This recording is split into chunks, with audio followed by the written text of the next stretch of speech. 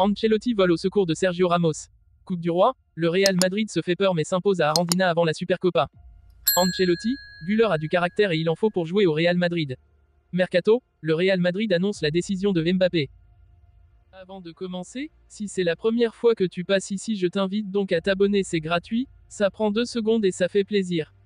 Merci beaucoup à toi.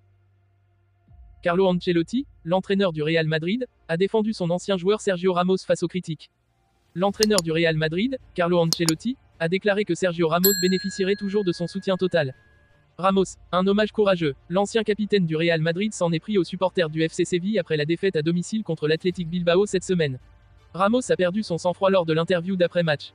Interrogé sur ce moment de colère de son ancien protégé, Ancelotti a déclaré « Je l'aime beaucoup et j'espère qu'il terminera sa carrière de la meilleure façon possible. Il le fera parce que c'est un professionnel sérieux et un homme courageux. » Ancelotti est reconnaissant envers Ramos, et ça se comprend. Sans lui, il n'aurait probablement pas remporté la décima en 2014.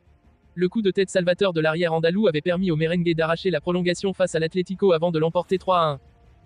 Mis en échec en première période, le Real Madrid a réussi à trouver la faille au retour des vestiaires face à Arandina, 3-1, et assure son ticket pour les huitièmes de finale de la Coupe du Roi. Vainqueur difficile de Majorque le week-end dernier en championnat, le Real Madrid disputait ce samedi soir sa dernière rencontre dans la péninsule ibérique avant le voyage en Arabie Saoudite pour y disputer la Supercoupe d'Espagne. Avec un groupe grandement remanié pour faire reposer des cadres de l'équipe première, Carlo Ancelotti faisait confiance à la jeunesse sur la pelouse d'Arandina, pensionnaire de 4e division espagnole, dans le cadre des 16e de finale de la Coupe du Roi. Le joyau turc Arda Güler, arrivé l'été dernier pour 20 millions d'euros en provenance de Fenerbahçe, faisait sa première apparition avec la Casablanca, tout comme Vinicius Tobias. Nicopa, quant à lui, était titulaire pour la première fois de la saison après quelques entrées en jeu. La première période de ce match était logiquement dominée par les hommes en blanc, qui mettaient le pied sur le ballon face à une modeste équipe castillane disciplinée en défense néanmoins.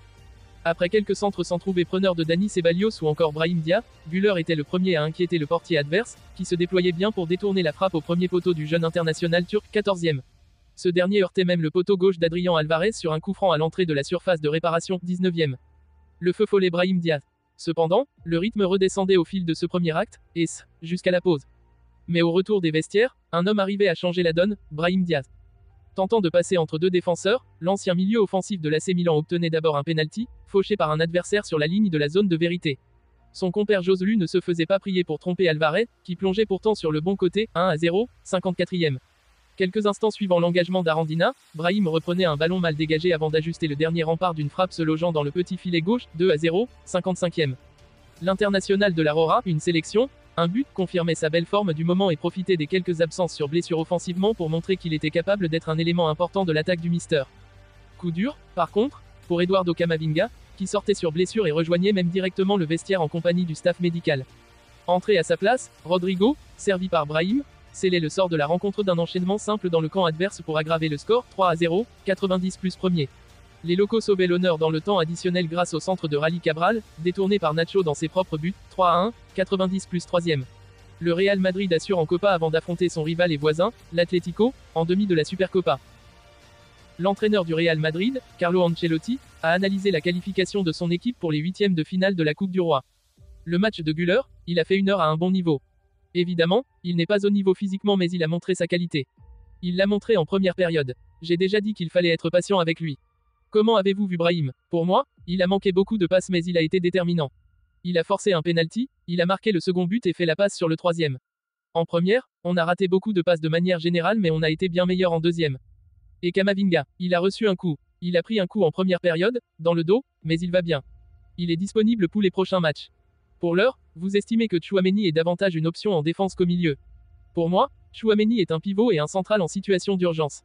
Au prochain match, Nacho sera de retour et Tchouaméni sera pivot. Mendy revient demain aussi et mon travail est de choisir les meilleurs pour chaque match. Le Real est favori pour la Supercoupe. Je ne sais pas, c'est une compétition courte. Nous sommes proches de la gagner mais c'est le cas aussi pour les autres. Nous avons confiance. L'infirmerie est presque vide à part Lucas Vazquez. C'est bon signe. Vous pensez que c'est une occasion pour le Barça de se relever? Je crois que le Barça fait une bonne saison. Ils sont dans la bataille pour la Liga, la Ligue des Champions, la Supercoupe et la Copa. Je n'aime pas évaluer les autres, mais le Barça est en lice dans toutes les compétitions. Güler a montré de la personnalité en demandant le coup franc, oui, il a de la personnalité.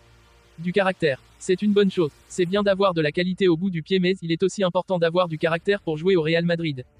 Qu'est-ce qui a été le plus compliqué aujourd'hui? Ça n'a pas été difficile, c'est notre métier. Ce fut une soirée pour que toute cette ville profite du Real Madrid. Nous avons été très bien accueillis. Le club a été spectaculaire. Comment va Courtois? Il s'est entraîné ce matin, très légèrement. Sa récupération se passe bien, comme celle de Militao. Il n'y a pas d'urgence. Il y aura des rotations dans les cages. Le gardien qui jouera la Supercoupe ne sera pas le titulaire. Les deux sont très bons. On va avancer match après match. Comment avez-vous vu les Cantoranos? Ils ont été bons. Tobias, Carrillo, Mario Martin très bien aussi. Et Nicopa, comme toujours. Le match de Arandina, ils ont essayé de jouer comme ils pouvaient. En première période, ils ont eu plus d'occasions puis ils ont baissé physiquement en deuxième. Nouvelle saison dans le feuilleton Kylian Mbappé. Mais le dénouement ne devrait avoir lieu durant le printemps. La star tricolore pourrait annoncer sa décision dans les prochains jours. Et à en croire la presse espagnole, le joueur du PSG devrait trancher en faveur du Real Madrid, même si le club espagnol se méfie de lui. PSG, Real Madrid, Liverpool, Kylian Mbappé a le choix pour son avenir. Selon les informations de l'équipe, le joueur n'a pas pris de décision, mais celle-ci pourrait être dévoilée dans les prochains jours, possiblement avant le 8e de finale aller de Ligue des Champions face à la Real Sociedad le 14 février prochain. Le Real Madrid se montre confiant. Journaliste pour Radio Marca, Ramon Alvarez de Mon annonce que le Real Madrid se prépare à l'accueillir. Il y a un certain optimisme au Real Madrid, car le joueur est maintenant sûr de son transfert de Paris à Madrid. Ils vont fixer des conditions très claires et une date limite en janvier, a-t-il déclaré à Bernabeu Digital. Une décision dans les prochains jours. Mais depuis la volte-face de Mbappé en 2022, le Real Madrid refuse de crier victoire trop tôt. Dans quelques jours, les conditions seront réunies pour qu'il signe une proposition du Real Madrid, mais nous avons vu par le passé que Mbappé est très imprévisible. J'espère, pour le meilleur et pour le pire, que nous n'aurons pas de feuilleton Mbappé au premier semestre 2024, a lâché le journaliste.